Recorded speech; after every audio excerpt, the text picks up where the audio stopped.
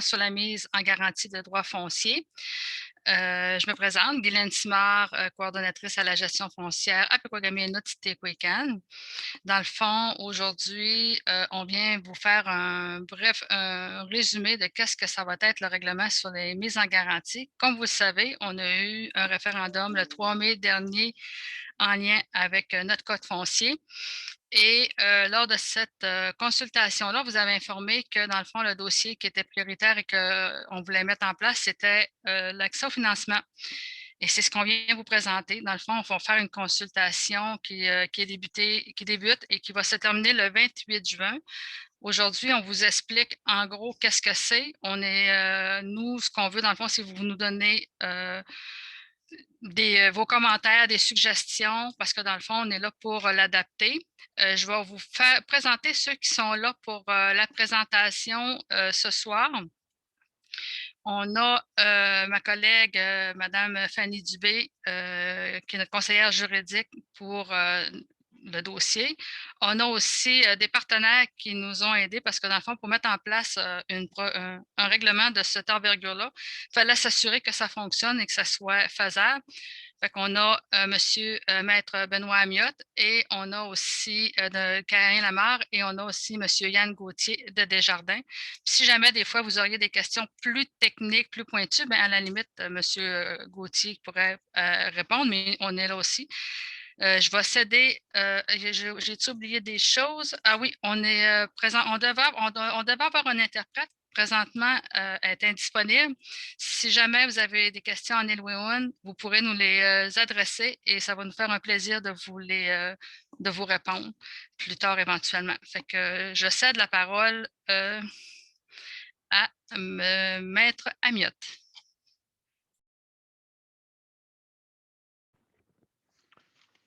Oui, Cassino.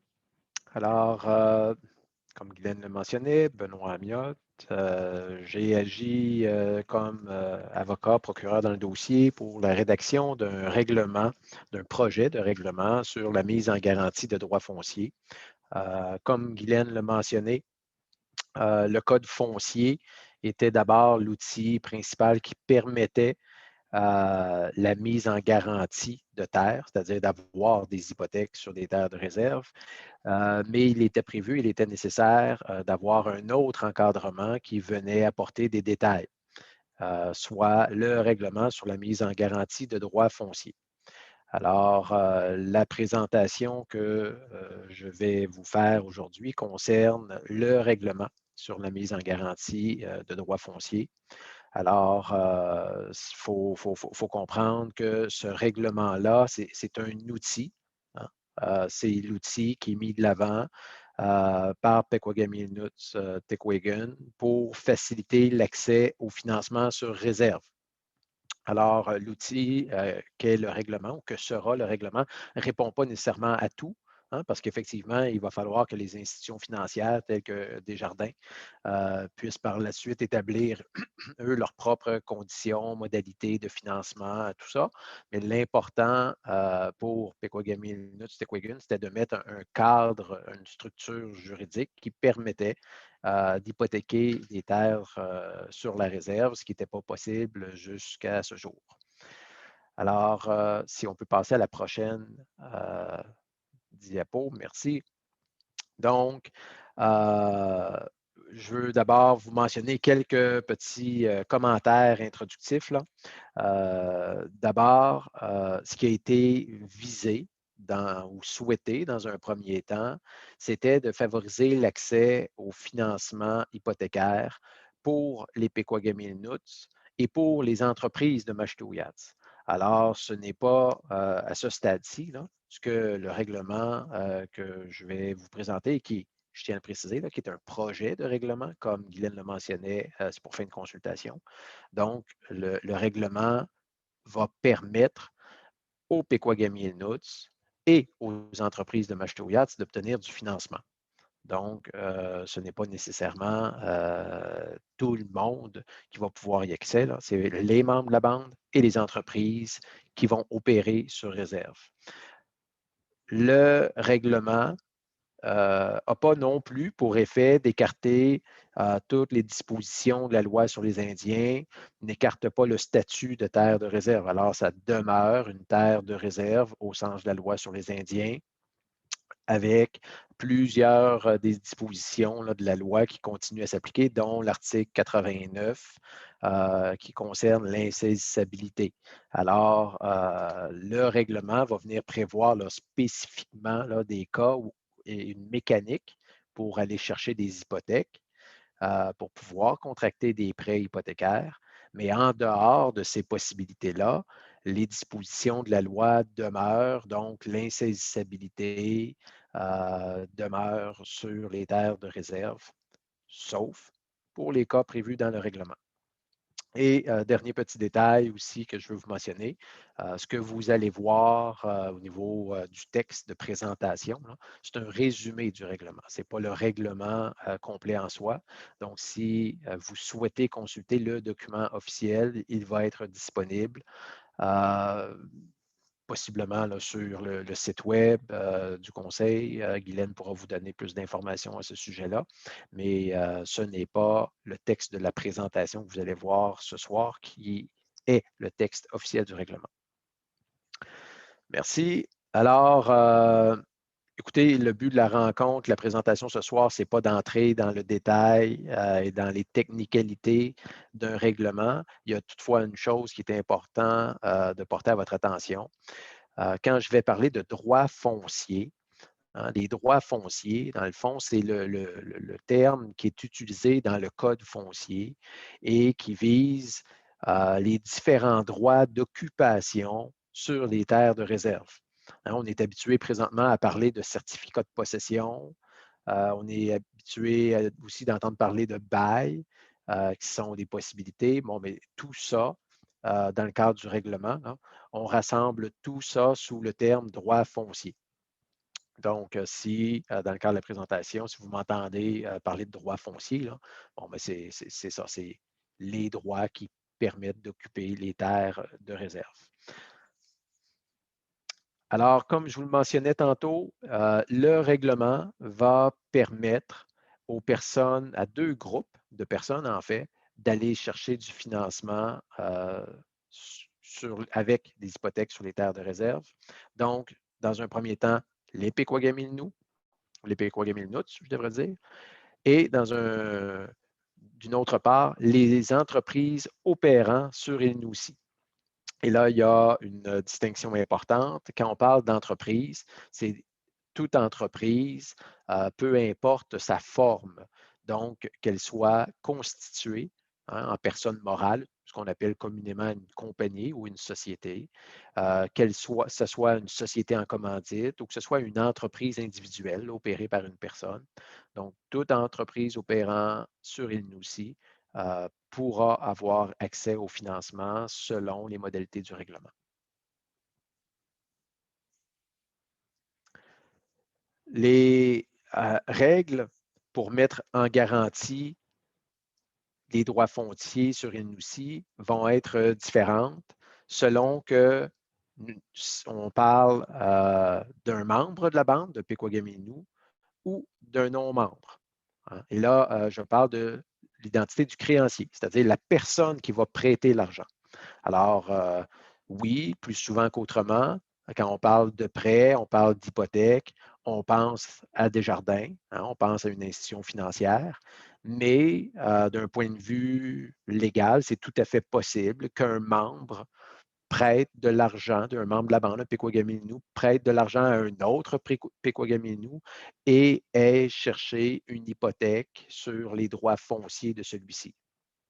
Donc, le règlement va établir deux mécaniques différentes selon que le prêteur est une institution financière, un non-membre, ou que le prêteur soit un membre de la Première Nation des Pequawagamirnuts. Alors, si on regarde le premier cas, c'est le cas qu'on a voulu le plus simple. Et c'est un cas qui, je vous dirais, existe actuellement, pas de façon fréquente, mais qui existe, mais qui n'est pas paramétré, ce n'est pas structuré de façon formelle. Mais maintenant, le règlement va le faire. Donc, on parle d'une hypothèque entre Pequagami et Lnoots.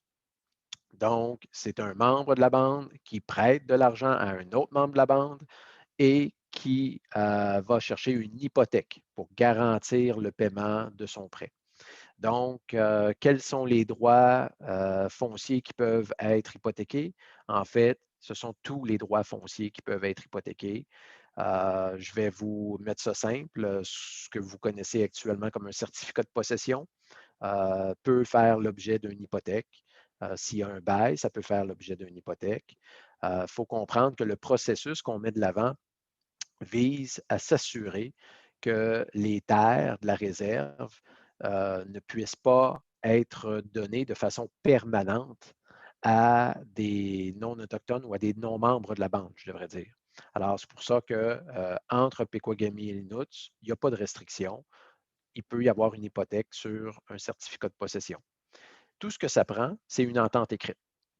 Alors, il va falloir que deux membres qui souhaitent se faire un prêt hypothécaire mettent leur entente par écrite. Cette entente devra être enregistrée au registre des terres des Premières Nations. Cette entente écrite-là n'a pas à être faite devant un notaire. Les gens peuvent le faire si vous le souhaitez, mais ce n'est pas une obligation. Et il n'y a pas non plus de consentement ou d'autorisation requise par Kataku et Macheta. Alors, c'est strictement une entente par les deux personnes, mais qui est enregistrée au registre des terres. Euh, le registre des terres, je vous l'explique ici, mais c'est valable pour toutes les hypothèques. Le registre des terres a pour but de rendre les informations publiques, a pour but de rendre les informations opposables à tous. Quand on dit opposable à tous, ça veut dire qu'une hypothèque qui est enregistrée au registre des terres pourra être opposée et soulevée à quelqu'un d'autre qui viendrait faire valoir un droit sur le terrain.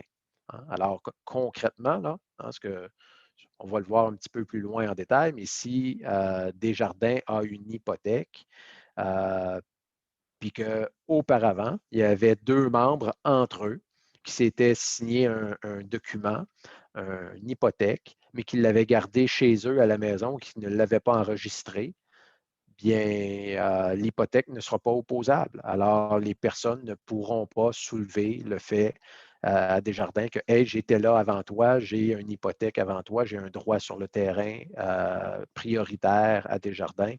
Non. Donc, c'est vraiment l'enregistrement au registre des terres qui fait en sorte que votre hypothèque pourra être opposée à quelqu'un d'autre.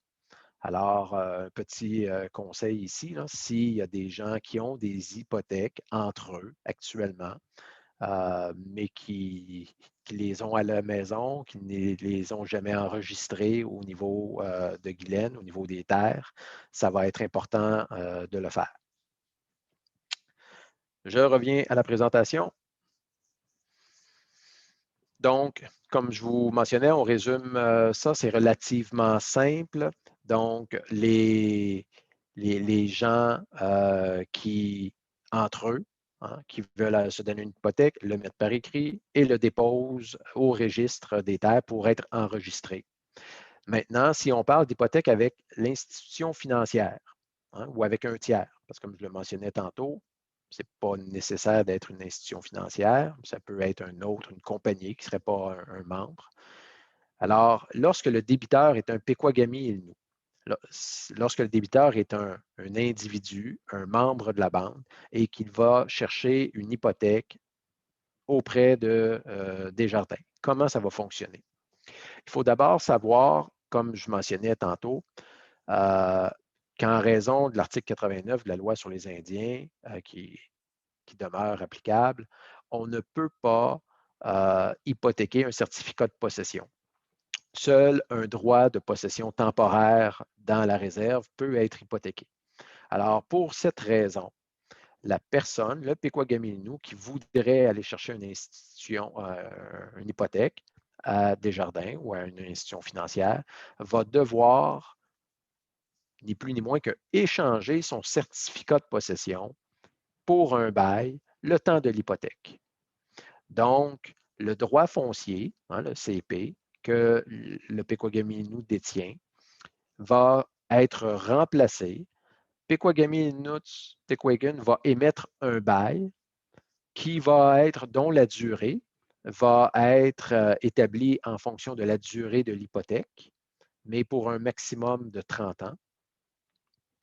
Et tant et aussi longtemps que l'hypothèque ne sera pas remboursée, la personne ou le Pequagami Innu va occuper son terrain en vertu du bail.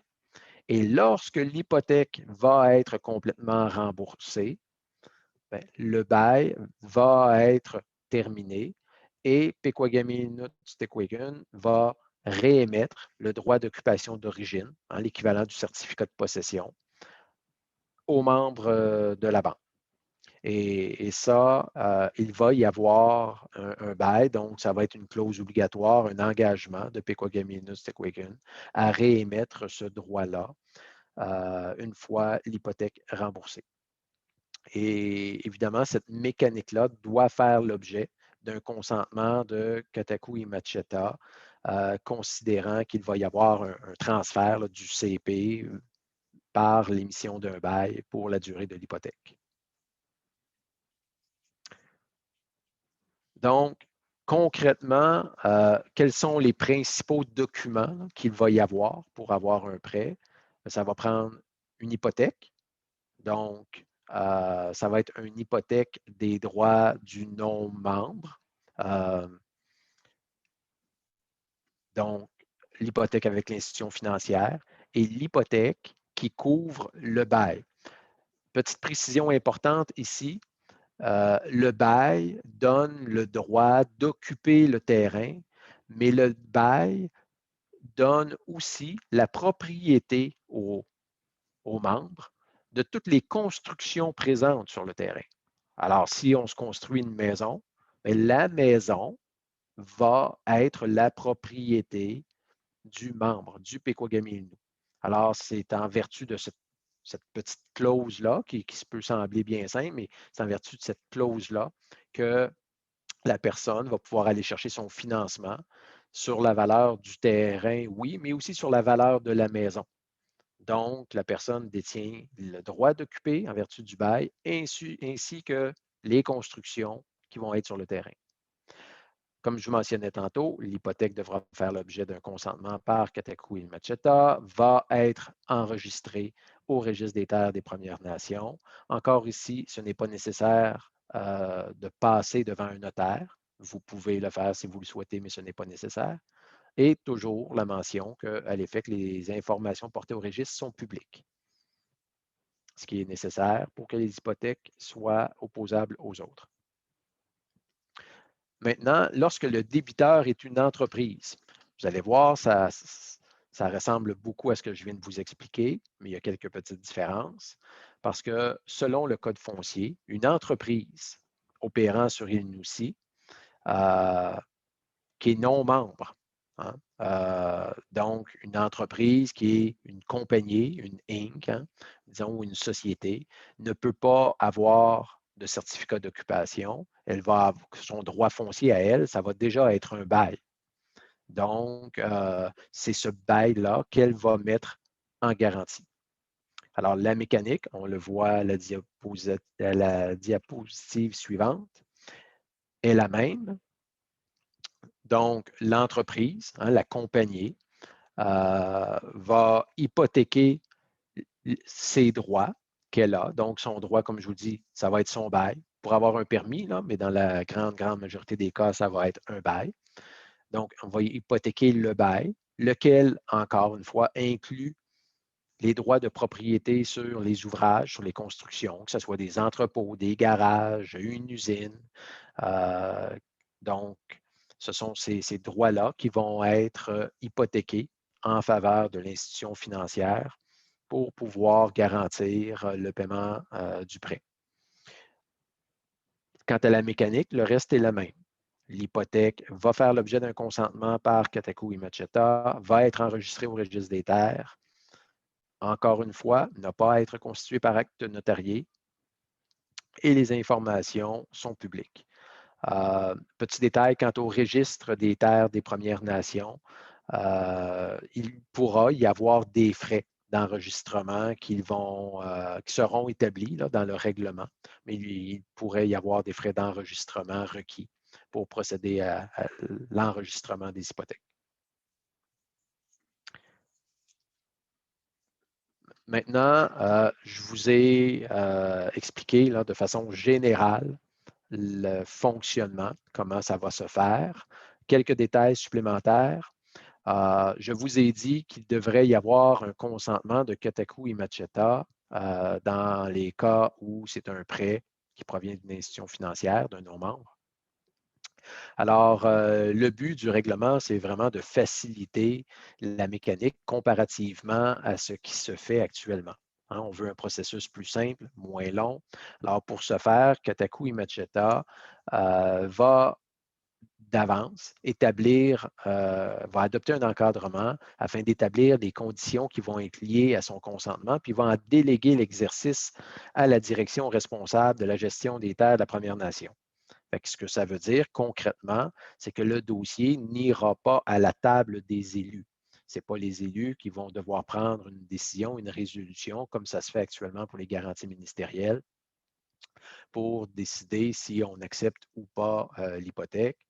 Il va y avoir un encadrement et on pourra, hein, le conseil pourra décider d'établir certains critères, certaines normes pour que ce soit connu d'avance, pour pas que ce soit arbitraire.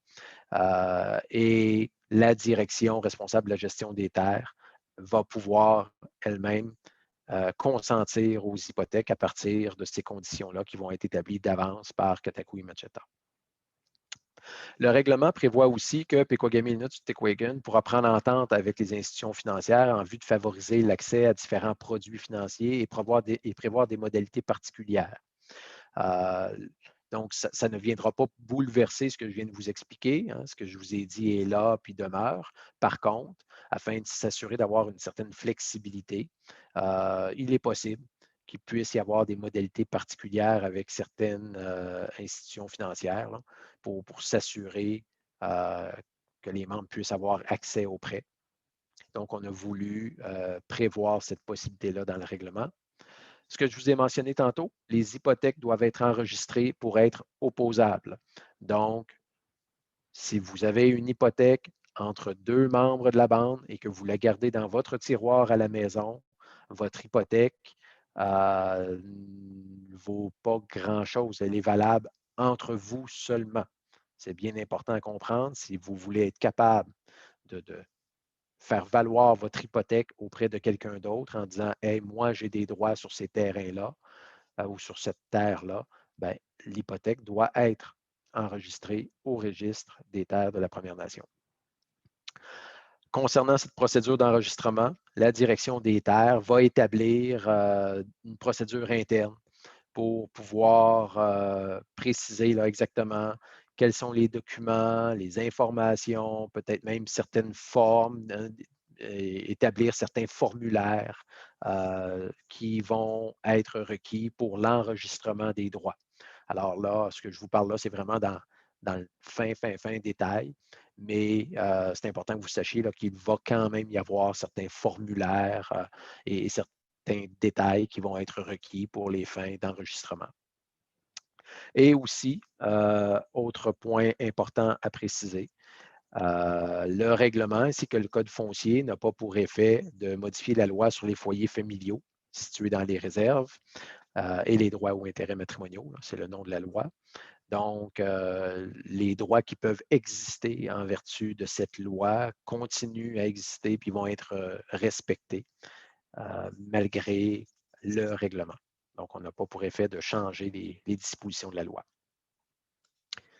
On va aller à la prochaine étape, recours hypothécaire, ce qui est la partie un peu moins plaisante des hypothèques, c'est-à-dire qu'est-ce qui arrive si le débiteur, donc la personne qui a emprunté, ne paye pas, si elle ne rembourse pas son prêt. Bien, la particularité d'une hypothèque, c'est que ça donne le droit au créancier, voilà, la personne qui a prêté, de réaliser la garantie, c'est-à-dire le bien qui est hypothéqué, pour pouvoir se payer. Donc, c'est de prendre le bien pour pouvoir se payer. Alors, quand c'est une hypothèque entre Pequagami et le NUTS, c'est une mécanique qui va appartenir exclusivement aux deux Pequagami et le NUTS impliqués. Donc, il n'y a aucune implication du conseil de Pequagami et le NUTS Tequagan. Alors, les gens pourront prendre les droits et recours hypothécaires prévus par le règlement ou d'autres encadrements du conseil. Alors, s'ils ont besoin de procédures judiciaires, s'ils ont besoin d'expulsion, c'est les gens qui vont le faire par eux-mêmes. Ça sera leur propre recours. Maintenant, il y a une mécanique un peu différente, advenant qu'on parle d'une hypothèque avec une institution financière. Parce que comme on vous le mentionnait tantôt, dans ce cas-ci, c'est un bail qui va être hypothéqué. Donc, la mécanique est la suivante. D'abord, on souhaite que Kataku Imacheta ait l'opportunité de racheter l'hypothèque préalablement à l'exercice de tout recours hypothécaire. Parce que comme on va le voir tantôt, s'il y a un droit qui est repris, bien, il pourrait être racheté par une entreprise. Alors, une entreprise et non pas par un membre de la bande. Alors, Kataku et Macheta souhaitent avoir une espèce de droit de premier refus, disons ça comme ça, de se porter acquéreur. Si la personne est en défaut, si la personne est pour perdre sa maison de toute façon, le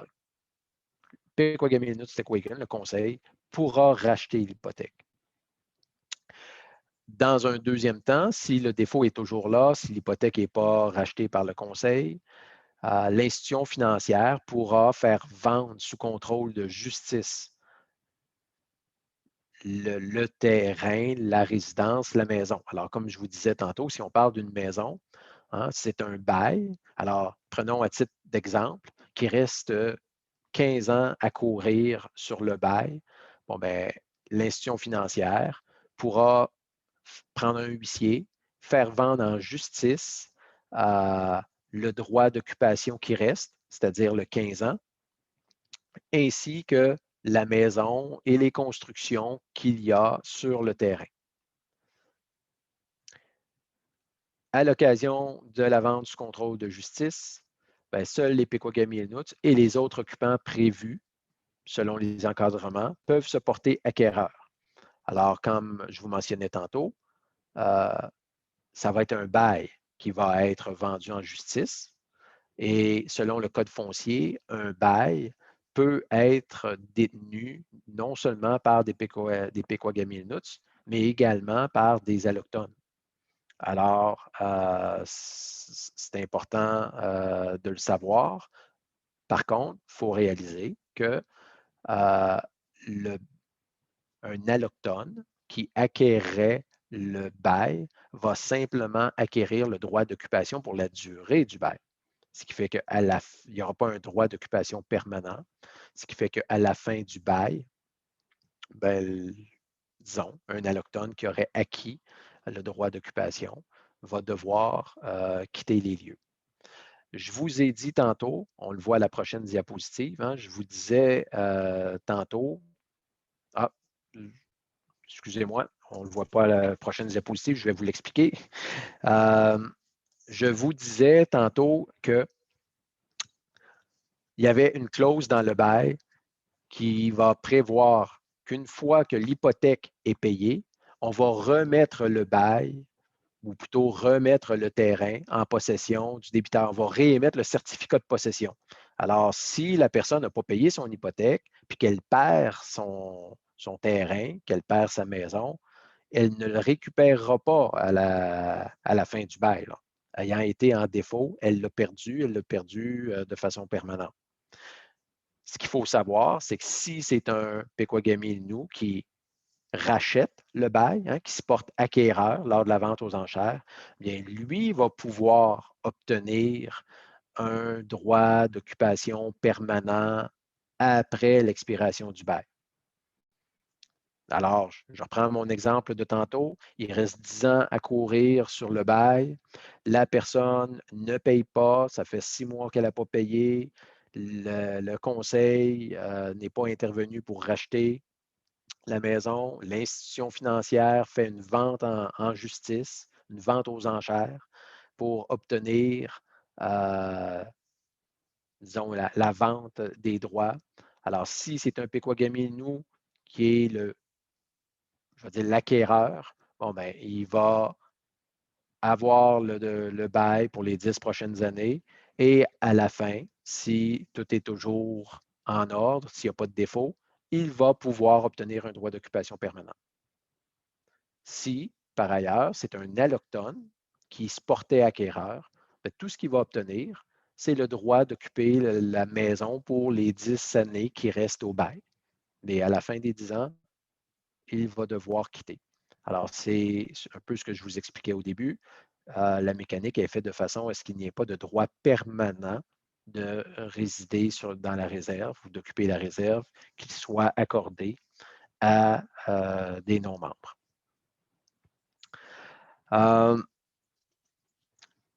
Aussi, ce que je voulais vous mentionner au terme de la vente sous contrôle de justice, hein, pour être bien certain que vous comprenez bien de ce dont on parle, hein, une vente sous contrôle de justice, ça implique de devoir quitter les lieux. Ça peut même être de procéder par une expulsion forcée. Alors, c'est réellement de vendre les droits pour mettre quelqu'un d'autre dans la maison. Et ce qu'il faut aussi savoir, c'est que la vente sous contrôle de justice n'éteint pas la dette. Alors, s'il reste, à titre d'exemple, 150 000 à payer à l'institution financière, puis que la vente rapporte uniquement 100 000 bon, ben, la personne doit toujours le 50 000 à l'institution financière. Alors, ça n'a pas pour effet de terminer la dette et de tout effacer. Alors, c'est le survol que nous souhaitions faire avec vous là, du règlement sur la mise en garantie de droits fonciers. J'espère que c'était suffisamment clair.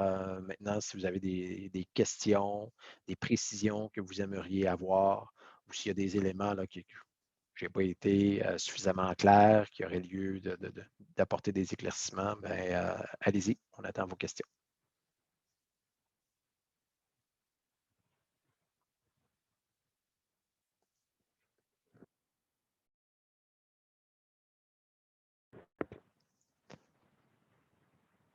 Comme il n'y a pas de questions pour l'instant, j'ai un élément que j'ai pensé et qui est important de préciser.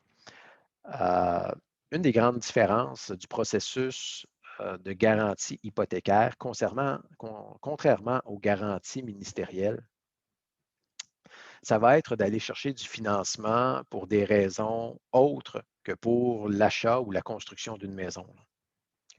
Alors, je ne sais pas si M. Gauthier veut ajouter de l'information là-dessus, mais que ce soit d'aller chercher du financement pour des projets, hein, s'acheter un bateau, se partir en entreprise, faire des projets personnels, que ce soit pour rénover la maison. Donc, ce sont des raisons là, qui pourront permettre du financement, mais auquel il n'y avait pas le même accès en vertu des garanties ministérielles actuelles. Fait que dans ce sens-là, on espère que ce soit un outil qui va pouvoir aider les membres qui souhaitaient obtenir du financement supplémentaire, là, puis de façon plus simple qu'avec les règles des garanties ministérielles. Effectivement, Maître Amiotte, ça va permettre les refinancements et les délais aussi vont être considérablement réduits là, par rapport à la garantie ministérielle. On peut s'attendre à des délais là, en termes de semaines et non de mois, comme c'est actuellement là, avec la garantie ministérielle. Ça, c'est autant pour le particulier que le commercial. Au niveau particulier, ben, dans le fond, normalement, là, tout ce qui se fait en dehors de la communauté devrait pouvoir se faire. à l'exception peut-être de la marge à tout, là, qui est un produit que Desjardins n'est pas encore prêt à offrir dans ce cadre-là. Mais sinon, tous les autres produits, toutes les autres options vont être offertes. Puis on travaille sur une solution actuellement, parce que les taux hypothécaires vont être les mêmes aussi qu'à l'extérieur de réserve. Donc, ça aussi, c'est des conditions qui vont être favorables pour les membres. Ensuite, au niveau commercial, ça va permettre d'enregistrer des financements là, pour des entreprises enregistrées, ce qu'on ne pouvait pas faire avant, par rapport à des droits fonciers. Par contre, il ne sera pas possible de faire d'enregistrement sur des valeurs mobilières, c'est-à-dire sur des équipements ou sur des comptes clients. Malheureusement, ça ne sera pas possible pour les entreprises enregistrées. Pour les entreprises incorporées, ça va nous permettre de faire tout.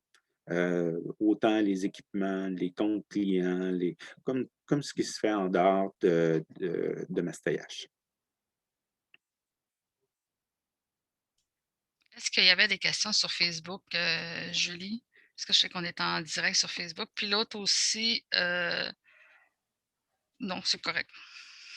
On n'a pas de questions du public pour l'instant. Fait que je pense que Maître Amiot a fait une excellente présentation. Donc, on va quand même, si les gens qui sont sur Facebook ou les gens qui sont dans le Zoom actuellement veulent continuer à poser sur leurs questions via la page de Pequawagamin Nuts Tequaken, ça va être possible là, jusqu'au 28 juin, 16 h, qui est la fin de la consultation. C'est ça. Puis vous pouvez aussi m'adresser les questions aussi via mon courriel personnel, pas personnel, excusez, du bureau, qui est guylaine.simard@commercial-machetorias.ca, ou sinon me laisser un message sur ma boîte vocale au 88 275 5386, le poste 1776, et ça va nous faire plaisir de répondre à toutes vos interrogations, ou même si vous avez des suggestions aussi. On est là jusqu'au 28 juin. Juste une question de précision. S'il y a des membres qui ont des questions spécifiquement par rapport à des financements, personnellement, je suis physiquement à Mastayache sur une base régulière, donc à la caisse. Fait que gênez-vous pas pour venir me voir là, pour poser des questions. Ça me fera plaisir de vous répondre.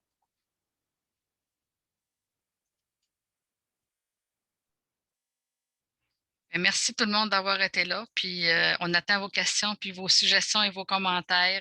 Vous savez, jusqu'au 28. Puis surveillez aussi le site du conseil sur le site www.machetorias.ca. Toute l'information est là. Vous avez le règlement, vous avez un résumé. Vous avez aussi un chemin, un tableau de chemin, je ne sais pas, un chemin d'accès, mais un potentiel chemin. Je n'ai pas le bon mot, là, mais un tableau qui explique un peu la procédure, le processus, et pour une entreprise et pour un particulier. Puis c'est ça. Fait que, puis, nous, on attend vos suggestions, vos commentaires, puis vos interrogations si vous en avez. Merci beaucoup tout le monde.